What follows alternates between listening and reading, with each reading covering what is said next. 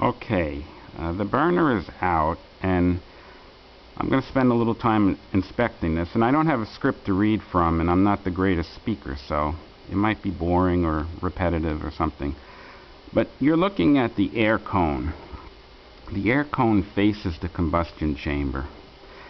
Anybody watching this probably knows more than I know, but I'm just talking in general. Now, the F0, this is an F0 air cone. It's made for 0.4 to 0.6 GPH nozzles. So there's no opening on the outer ring.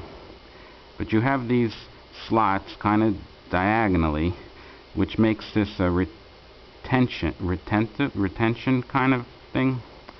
Whatever. I'm not going to get into that. But there was a slight bit of carbon build up, but my finger rubbed it right off, so it really isn't bad, but there's slight carbon there.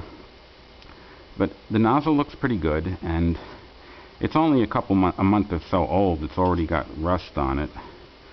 Okay, that's a separate story. Now let's get in here. I'm still reluctant if I'm going to do this, but the first thing I notice is that definitely looks like a small pinhole, a small hole on the opposite side of me, and then you can see that liner. There's a lot of like rust colored, and I believe that there's a lot of dirt that's fallen down from up above, up in the heat exchanger, rust and stuff, and it's fallen and it's kind of melted and burned into this liner, and that I think is hurting some of the efficiency of the liner.